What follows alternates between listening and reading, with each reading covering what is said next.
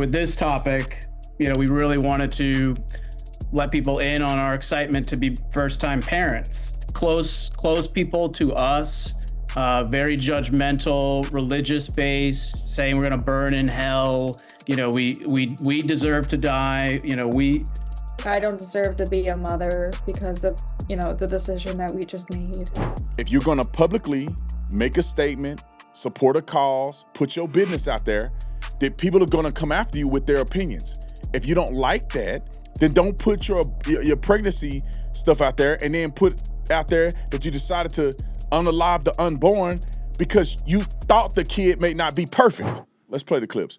I got an influencer that made a statement about it, and I think it's pretty incredible. Wrote a clip. I think it sums it up pretty well. Roll it. About to go off on a rant here, so bear with me. Just a few days after posting a video of his baby wriggling away on an ultrasound machine, prominent YouTuber Jesse Ridgway, who's got over 4 million subscribers, posted on X that he and his wife had decided to have a second trimester abortion after their child was diagnosed with Down syndrome. He said they didn't want to raise a child with cognitive impairments, physical disabilities, or who might have a shorter lifespan, saying that it would be more beneficial to their family to terminate the baby. Now, before you go and say, well, this is just a personal, private matter, apparently this dude has been dragging out the story of his child's diagnosis for weeks over on YouTube for clicks. And he also has a disabled dog that he's apparently spent tons of time and money trying to keep alive. So, now look, I understand tackling the abortion issue with compassion and love when that's warranted and when someone is truly searching, but sometimes a spade is a spade and we gotta call it one.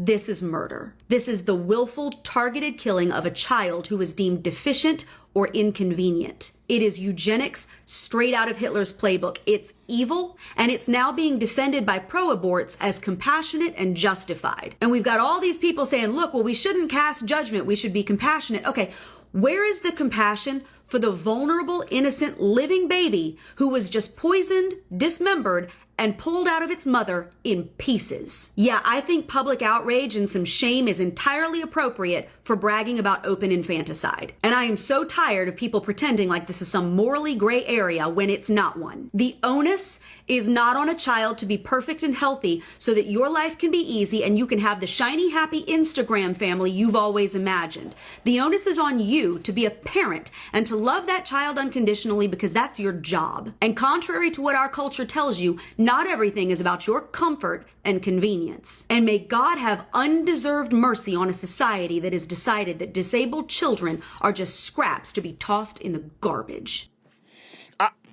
Show over. We going home. I don't think there's nothing else that need to be said. Like 100%. Listen to me, y'all. There's room for compassion. Some people are coerced into these things. Some people are genuinely scared. Some people have no support. Some people think it's their only option to unalive the unborn. These things happen. The industry is poisonous. They're telling young women that you can do this on a whim. Let me give you an example. Look how easy it is. Right here. Do you know what's in this little bag here? It's a pill.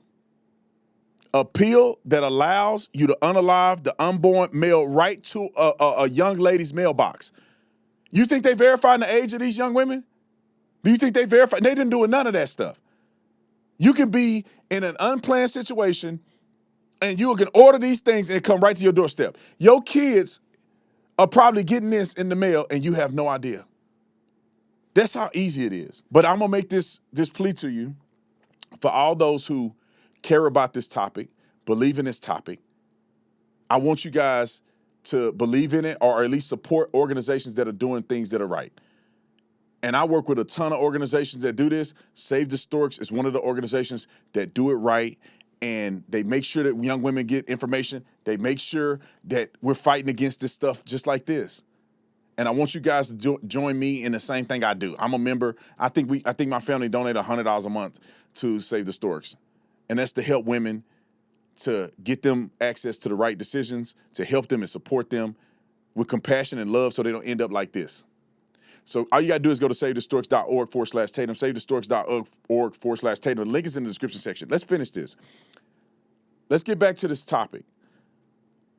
I want y'all to see kind of the progression of what happened. Here's the pregnancy test. Roll it. Okay, read that. There's a faint line right there. Where's the instruction? Okay. Why is this complex? Where's the like pregnant, not pregnant one? So positive, 2 strong lines or strong line and a faint line. Negative, positive, Jess. Right? That's positive.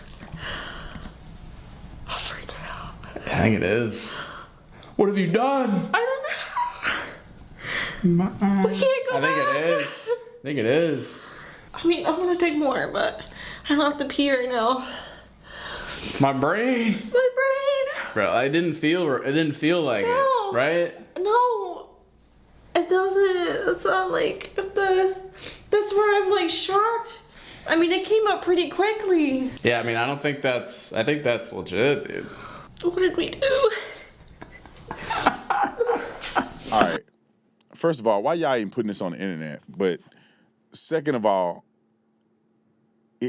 I don't understand how people are bumping and grinding and pumping and sweating, and you shock when you get pregnant. I'm kind of confused on this thing. That's like drinking water and it's surprised you're hydrated. I don't understand. Like, if you're gonna be doing the next logical step is that you could get pregnant. Now let's move past this point. Did that look very genuine to me? Not really, but I don't know. Some people are awkward. They look like two awkward people. So maybe they're genuine, but they're awkward. But that was the results of the ultrasound. I mean, of the test that they took to indicate that they were pregnant. Okay, let's play the ultrasound clip. And this is them, playing an ultrasound clip of celebrating their baby. All right, let's get to the test results. Here we go. We're going to see the result. I have to download the official report. Abnormal insight result. Consistent with trisomy 21. No. What is it? Wait, where are you seeing this? No. Let me see. I can't see it. It says abnormal insight result. Showed 3 chromosome 21 signals consistent with trisomy 21 Down syndrome. Genetic counseling is recommended. Pattern consistent with trisomy 21.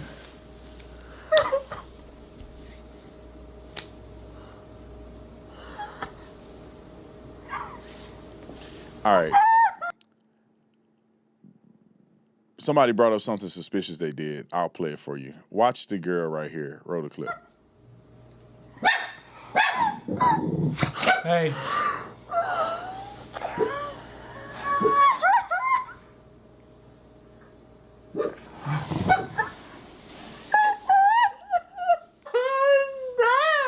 I think I missed the part. She had her hands like this, and then she kind of looked at him to see what he was doing, and then she went back to doing that. Now think about this for a minute. If I'm not mistaken, and somebody in the comment section correct me if you had a kid more recently, if I'm not mistaken, when you're earlier in your pregnancy, sometimes they give these indications, but it's not 100% true. It's not 100% foolproof.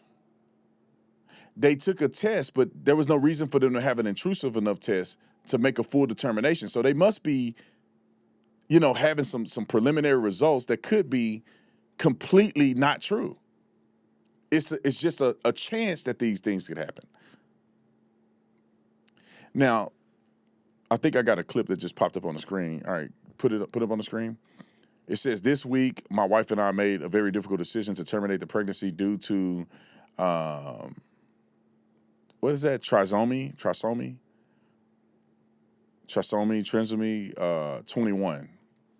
All right, let's get to some of the things that he said in response, because I want to point something out, statistical data points. All right, let's get to his X post or whatever the case may be. So this is an X post that he put online. I want to read it just a little bit of it, because I think that most of it is not that important, but there's some things he said in there that struck me. Let's start with the first one, because I don't think this is the first one. Let's go to the next one. Okay, this is the one I wanted to. That was the first one, but this is the one I wanted to talk about. We'll go back to the first one. I want to read it a little bit, and then I'm going to jump to this one. This one is the more important one, but I want to just give the stance. So this weekend, my wife and I, that's exactly what he said. The choice was made lightly. It was not made lightly. We really appreciate all of the personal stories that you guys share with us, especially the unconditional support we receive from fans no matter what we decided, that's not love. That's capitulation to you doing whatever you want to do. Love tells you when you're doing things that are not in your best interest. I know some of you may be disappointed to hear the news. We are devastated. That has been extremely traumatic for both of us, especially Ashley. She underwent the procedure earlier this week and is on the mend, I think it's called. Thankfully, everything went smoothly, but emotionally, we are drained. And then he talks about the Down syndrome thing. It says this, I don't know how to say it, but I don't want to say it wrong. 21, also known as Down syndrome, is caused by an